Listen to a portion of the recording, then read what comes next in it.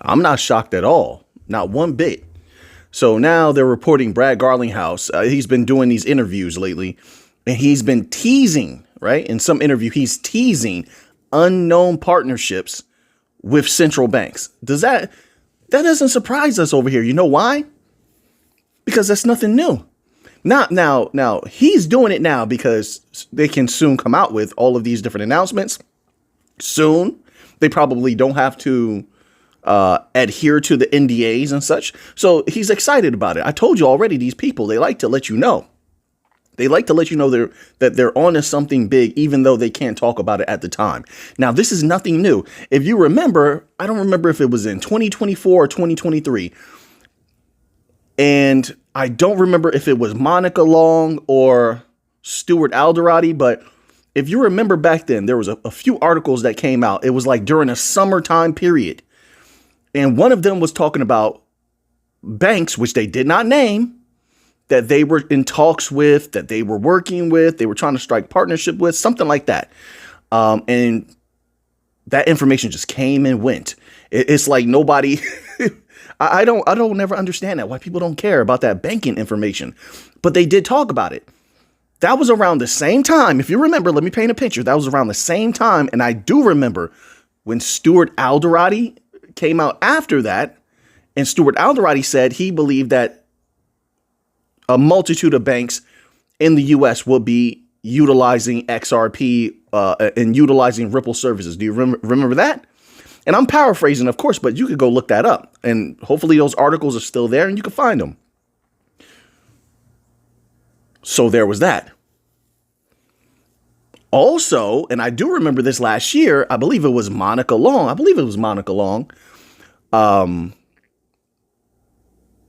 Was saying how they were hard at work with a lot of financial institutions around the world. And once again, didn't name names.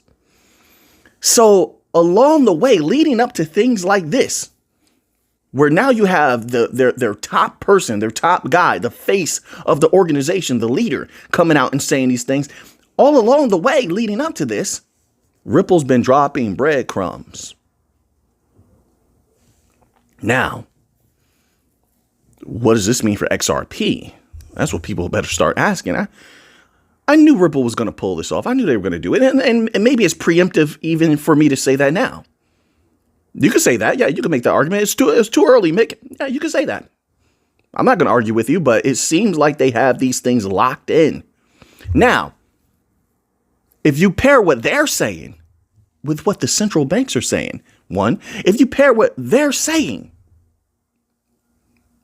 with what the large commercial banks are saying, there's a correlation there, isn't it? One side is crying out for the technology. One side is bending the knee, waving the white flag, saying how they need the technology. They're behind. They have to catch up. And the other side, of course, is bragging about working with a multitude of them. And, they have these partnerships that they haven't even announced yet. Right. Interesting, isn't it? You know what's crazy? It's still early. Just wait a little longer. As it gets more exciting, do you believe Garlinghouse is going to be able to keep all of this in? You think he's not going to speak a little bit more on these things?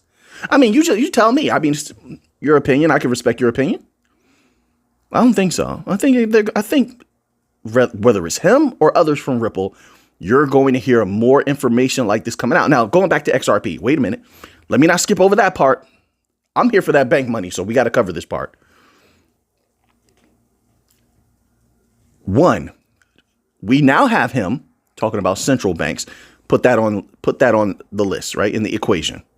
Two, the other day he was talking about, what did he say the other day? We covered that article. What was it? What was his topic the other day? Where he was talking about the different banks, etc. We have that type of information. So Garlinghouse wants us to know. And listen, this is if we believe him, okay? You don't have to believe him, all right? But let's say he's telling the truth. And they have been in talks with banks. Now, being in talks with banks doesn't 100% guarantee you a guarantee to partnerships. I can acknowledge that.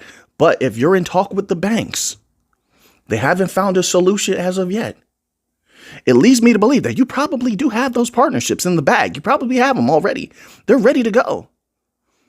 There is nowhere else for them to turn. It's going to be one of the bank coin companies. And if you're going to go with any of them, why not go with the top one, the top active one, the most respected one, the one where their protocol is going to be a part of a digital asset stockpile, the one where they're rubbing shoulders with high political figures, the one who has done the most lobbying for crypto. I mean, Ripple has put itself in a heck of a position. But now, once again, circling back to XRP, if you're going to have interbank payments running through XRP, folks, that's gonna put XRP out of the galaxy. Period. If you saw the numbers that we were talking about the other day and you enjoyed those numbers, the trillions we talked about, I showed you the numbers, you can look them up. The trillions from regular cross-border payments, the trillions from B2B. If you like those numbers, there's no way in the world you're not liking the prospect of interbank payments. No way. And these banks are not playing around, folks. I expect to hear announcements in the next year or year and a half. I'm talking about big announcements, for big ones, not small ones. That's granted. Ripple always does that. These companies always come out with small announcements. No, I'm talking about big announcements. Now, one of the things that should hint to you, they're moving at a lightning speed with this technology, and that wave of money, that wave of capital value is on its way. Not financial advice. This is my humble opinion. I have to say that. Did you see the articles coming out recently? That some of these banks already, they've been in a rush with their setting up of infrastructures to run stable coins. And they're talking about stable coins. They're talking about, some of them have already tried it out on public blockchain, the public blockchains. They haven't even gotten to the private aspect yet. They'll have both, in my humble opinion. For a variety of reasons, they're going to dabble in both. Ripple offers both. When it comes to XRP, and of course, I'm superimposing XRP here because that's one of my interest. There cannot be two prices to XRP. David Schwartz clarified that, folks. If interbank payments run across XRP, boom. Cross-border payments, boom. And that's another thing Garling House has been open with, talking about their superiority when it comes to cross-border payments, their superiority to SWIFT. Do you understand, folks, how many banks does SWIFT have? People aren't seeing this because it should blow their minds. This is what should tell people XRP is huge, huge. SWIFT has, over 10,000 banks? Brad Garlinghouse says that he believes they will become a rival to SWIFT. So how many thousands of banks will they need to take in order to do that? Now, it's all a big what if. Can they do it? I think they can. Easily, I think they can. Or they congeal with SWIFT. SWIFT needs them. SWIFT needs something else. It needs a hit of steroids. Chainlink is great. I love Chainlink. But it wasn't the hit of steroids that SWIFT as a system needs. And so far, you've seen everybody has to do away with their anachronistic thinking. There's no more room for it.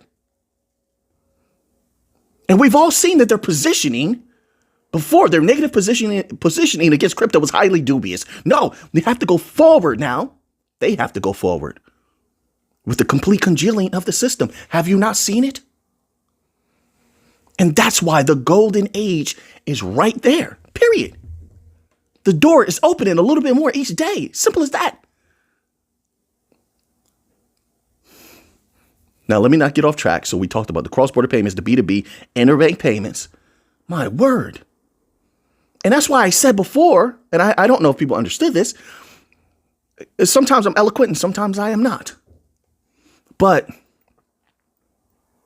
$5 XRP, I'm not even thinking about that. $5 XRP. To me, that's cute. I'm not here for $5 XRP. I'm not. That's just my way. I'm not saying it's your way. It's just my way. No way. This thing, I know what I'm seeing. This thing called XRP. It's not just XRP, but that's the focus that we usually take here. XRP, HBAR is in there.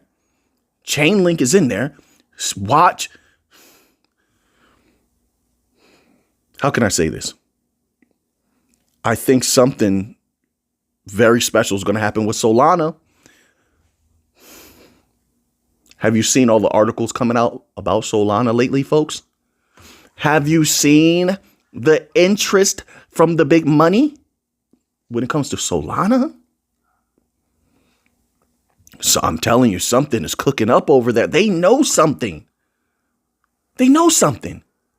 Why else would they push so hard? I had an article somewhere around here.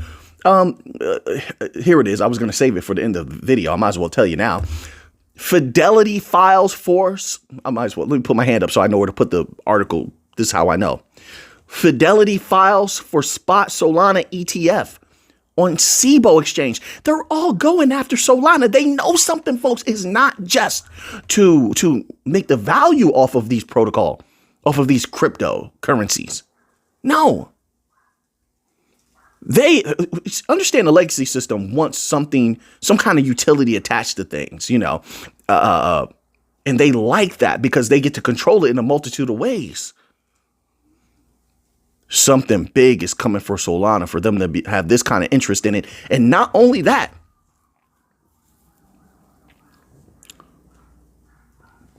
but over the years for them to continuously, I'm talking about big companies, constantly praising Solana. Constantly. No, they have big plans for this thing here. Something major is cooking up. The golden age, I think, in a lot of ways, is going to be shocking to many, many people. I really believe that. So now we're going to transition right here to this Bitcoin news. Bitcoin price has 75% chance, 75, of hitting new highs in 2025. After all the doom and gloom, after all the sky is falling on Bitcoin, all these article writers were talking about, no disrespect, but I saw a lot of that. They must admit new highs are coming. I told you the catalysts are too powerful. They're getting bigger each day. Each day you see everybody, strategy, strategy, whatever their name is today, scrambling to get some more Bitcoin. BlackRock, scrambling to get some more Bitcoin. Everybody's getting some more Bitcoin. I wonder what retail is doing right now. Interesting, isn't it? But all the big money wants more Bitcoin. You couldn't possibly perceive that indicates is going down more, as if they want to lose money, as if they want their what do you call it? My apologies. I cannot think of the word. Their reputation. Took a little bit of time. I am exhausted today. Oh, today was a busy day, folks. But see, we get the work done even if we're tired. We get the work done no matter what the day brought to us before. I'm still here getting the job done. So bear with me, right? And I beg your pardon if I have to pause. But as if they want their reputation to go down. Not at all. Not whatsoever. They're expecting unbelievable gains with Bitcoin. But let's read this little tidbit here. See what they're talking about. A decade of Bitcoin price data. A decade, folks. Somebody was thorough in this research. A decade of Bitcoin price data found that Bitcoin price has a 75%. That's pretty good. And I know for a fact they're playing it safe. I know that every time people put out numbers, they're from one of these big time article writers, websites. They play it safe. So it's probably a little bit higher. You want to be real about it. But 75 is still pretty good. 75% chance of making new highs in the next 9 months. Mark my words, all those big asset managers know this. They know the catalyst. Right now, you have catalyst attached to Bitcoin. that are absolutely unbelievable, undeniable. And I don't know if it's going to be like this later. I think I said that in a prior video. Right now are conditions that are maybe once in a lifetime when it comes to crypto overall, because we don't know in the future who's going to be running things, who's going to be running regulations. Are they going to be kind with their regulations and their legislation? As we've seen, things can turn around just like that. So whether it's retail or large asset managers, banks, governments, everybody knows this is when the iron is hot and when you strike. Everyone knows that this is maybe a once in a lifetime event. It's not to say that crypto won't explode again in the future. No, but it's to say that right now, the conditions that we're seeing here, extremely rare. Extremely rare. So now, wait, let's scroll down. See if they have anything else here. Bitcoin network economist Timothy Peterson maintains his optimistic outlook for Bitcoin. It says, suggesting that there's a 75% chance that the asset will hit new highs in the next 9 months. In a March 25th X post, Peterson highlighted Bitcoin's current position near the lower bound of its historical range. The analyst emphasized that Bitcoin's current path aligns with the bottom 25% threshold, giving it majority odds for a positive rally. So you have this information coming from the charts, historical chart data.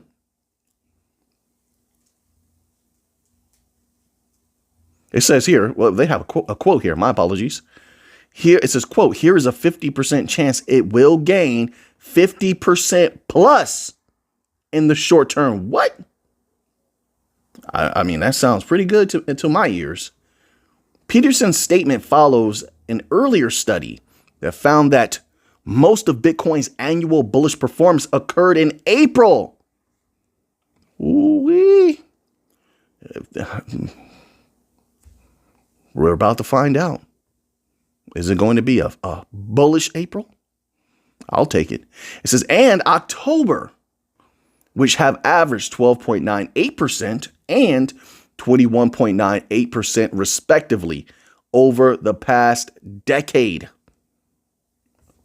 There was something I'm going to say. It just completely, that ever happened to you? It just completely went out of my mind reading that.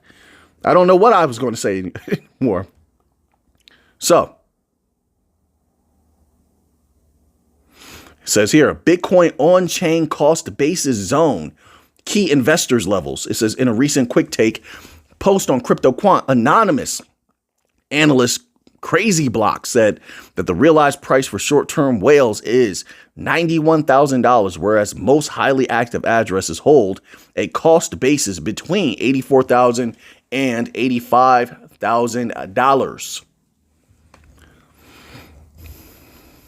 Folks, I'm telling you, watch the countries. Watch the countries. That information is going to come out. And when it does, a lot of large asset managers are going to move quickly with Bitcoin. I'm telling you, watch for when the countries start buying. Watch for when the central banks start buying. If that hasn't happened yet, I wouldn't think Bitcoin hit its peak price. I don't think so.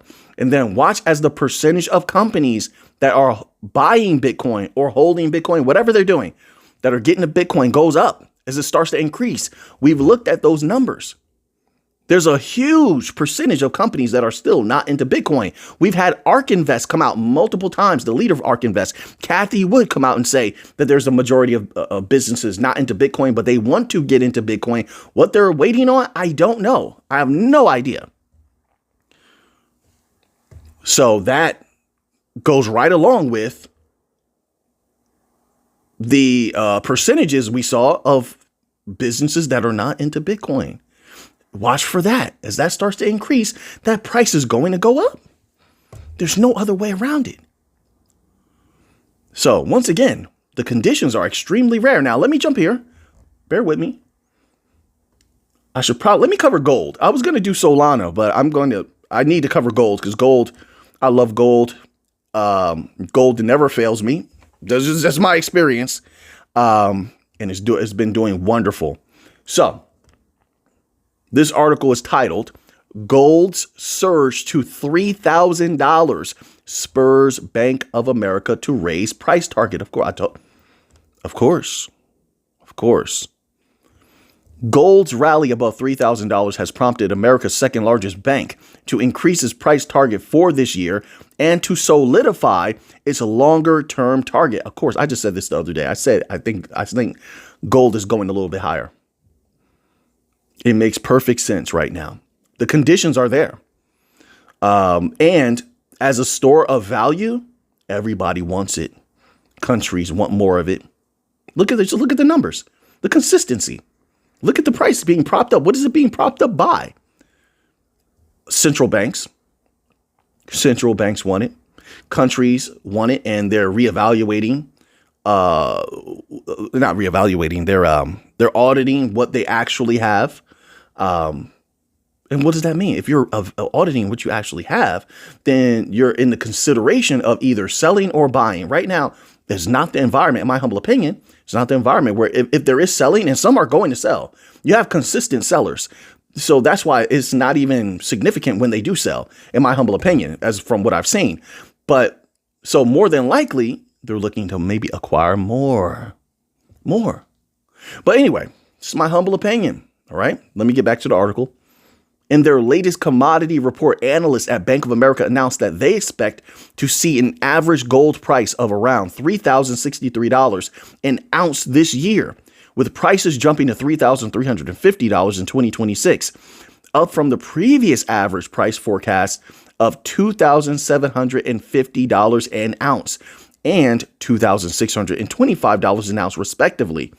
The analysts also said that they see gold prices rising. Get this. They see gold prices rising to $3,500 within 2 years. Whoa. Do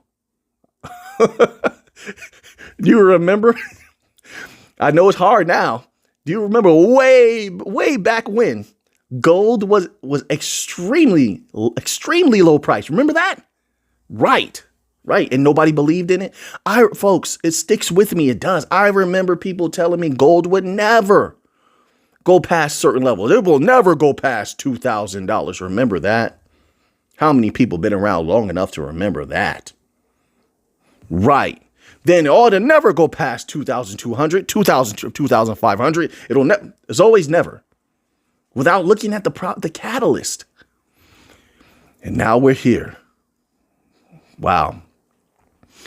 I mean, if gold continues this way, we definitely can call it a golden age coming up, right? Right? It says, quote, "That's a lot, but not impossible," unquote. It's a lot, but it's highly probable considering if all these central banks keep buying gold. Not only that, you know what I want to keep in mind. The retail aspect. And I need to go back and reread those articles that came out about how the Costco selling of gold was going. And I do remember that there were a few articles that came out that were saying that there was increasing retail interest in gold. Now that could be interesting. That could be very interesting. Now, there's been this push I'm seeing with a massive expansion, I guess some companies want to do on the digitization of gold and the pushing of the digitization of gold, because we've had digital gold for a long time. People, I don't know if it's still this way, but you used to be able to get digital gold on things like Uphold, a couple of other websites. Yeah, gold wallets, things like that. Gold cards, right? So there's been digital gold, but there's been this like massive amount of articles coming out about new ways to push it. So now I'm going to keep my eye on that over the next few years, because maybe that becomes significant as DLT technology takes over, it becomes popular. People do know about gold. They're comfortable with it. Maybe they don't have to be convinced to get digital gold as they would Bitcoin or XRP or something like that. Maybe they go into digital gold heavy. That could pump the price of gold. Yeah, for sure. Depending on how they offer it, of course. There's a lot of different ways to offer that gold, but that could be significant. So we shall see. So now that you have that information, what are you going to do with it? I know what I'm going to do with it. So until next time, everybody, let's get to the money.